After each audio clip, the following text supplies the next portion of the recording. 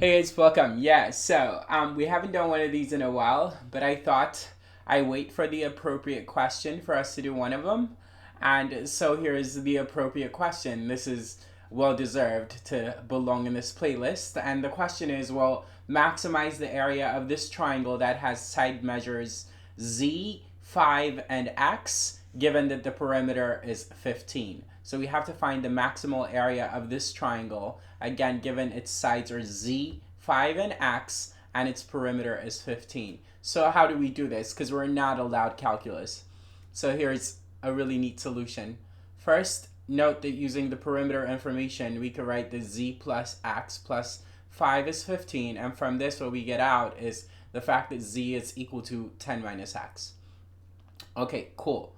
And next, we know that since we're moving in the direction of like basically writing an equation that will be all about x, hence why we have z in terms of x here, we should similarly motivated write the following. And you should know why we're able to write this, which is z squared equaling x squared plus 5 squared minus 2 times x times 5 times cosine of z. So why are we allowed to write this? Of course, one of our favorite things, law of cosines, right? Okay, cool. Now, from this equation, let's solve for a cosine of z. You'll see why it's in our interest to do this in a little bit. But yeah, clearly it's simple algebra, and so cosine of z from this equation would be this, right? Now, in the next move, what I'm going to do is I'm going to multiply it by -1 top and bottom on this quotient so as to not have a negative in front of this 10x in the denominator. So doing exactly what I just said, what we could write is that cosine of z is equal to this. Now, I flashed you a little something really quickly on this part. All I was saying there was showing that we're looking at angle z here, right? So this z is this angle measure of this angle called just z. Okay, abusive. Now, we need some space, and so I'm going to get rid of this stuff, but let's retain what we said is cosine z. Let's also retain what we said z is in terms of x. Okay, moving on. Get rid of this.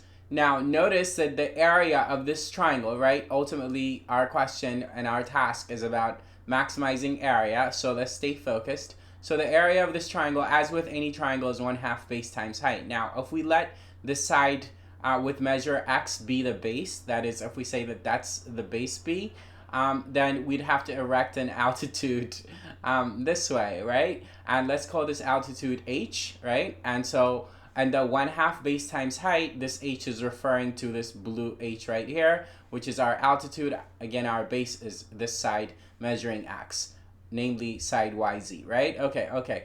Again, let's just be very clear what we mean by that h. It's the blue h, but I chopped off some of the black b, and so there, you get it. But now I've got room for my blue h.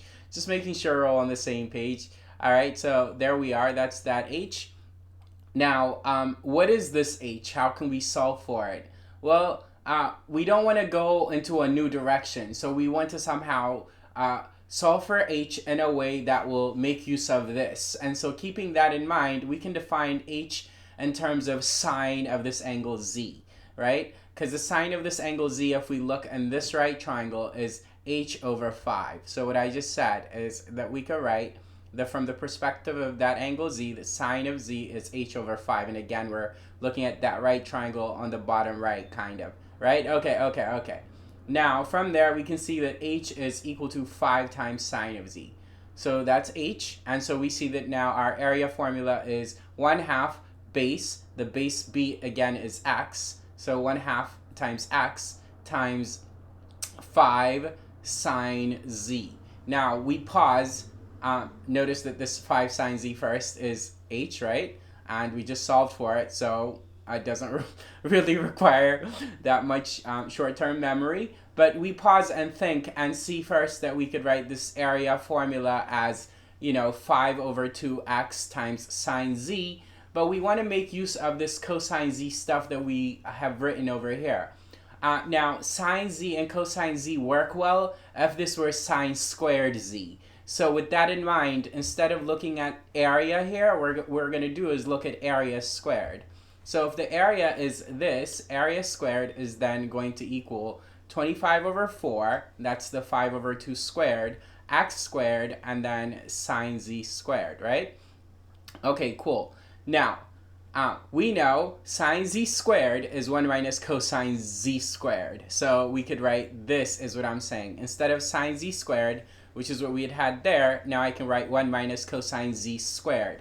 How nice, because now what that means is instead of cosine z, I can write this expression that has x and z in it.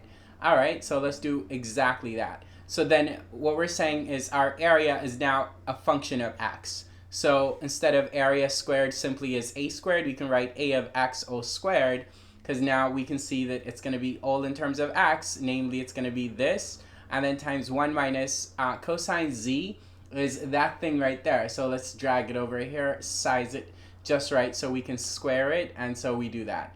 Now the rest of what I have to do is algebra. Remember, this z here from what we did earlier is equal to 10 minus x. So substituting for z there with 10 minus x and doing a little bit of algebra, what we're going to see is that a of x is going to be this. Now, you're wondering where, I did that very quickly, where this 100x squared came about, but that's clear.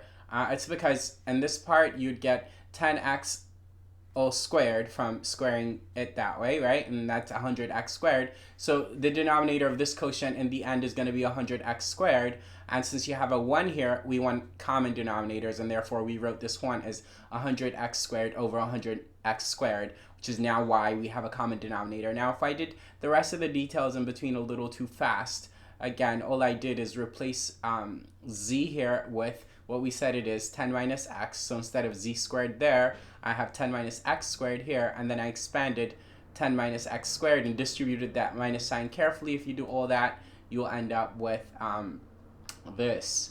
I don't think you could slow that down enough for you to have caught all the algebra details, but these are algebra details in a geometry video, so you've got more than what you need. Okay, cool. So as soon as we close a parenthesis, what we see is immediately that we can cancel x squared here and x squared, and the 25 and the 100 cancel into a 4 in place of the 100, and all that good stuff, right? So I'm saying we could do that, and then we could do this, and then next we can see that the 2 4's in the denominator can be written as 1 over 16. So a of x squared is going to be 1 over 16. Wait, yes, 1 over 16 from those 2 4's, and then otherwise you'd have this, right? And again, I'm going through the algebra a little too quickly, but 25 minus 100 is 75. So yeah, we're going to write 20x minus 75 in parentheses. And remember, this stuff is squared because, see, we used exponent rules. We have this squared over that squared, right? And so this we have to remember to keep a square on. But inside it's simplified really nicely, namely the x squareds were canceled and all that good stuff, so you end up with this, right? Okay. Now, the rest of the work that you have to do to find the x that maximizes a squared is basic algebra. Specifically, like, you're just doing a quadratic. So you know that the maximum of a quadratic can be found at the vertex whose x-coordinates, the x-coordinate of the maximum is given by minus b over 2a first. After expanding in this part and simplifying, you'll see that this quadratic faces down, meaning it has a maximum, and we know its maximum occurs at the vertex, at the x-coordinate of the vertex, again, minus b over 2a. So basically I'm saying expand and simplify in this part, get it to be the quadratic that it is, then find x equals minus b over 2a. That will maximize area squared, and therefore that same x will maximize area, because whatever maximizes area squared will maximize area. Otherwise, we long ago wrote the area formula, right? And so once you find the x that maximizes the area, then all you have to do is plug in that x in the area formula, and you'll be able to say what the maximum area is. Okay, cool. I hope you enjoyed this. Lots more to come. Keep watching. Take care.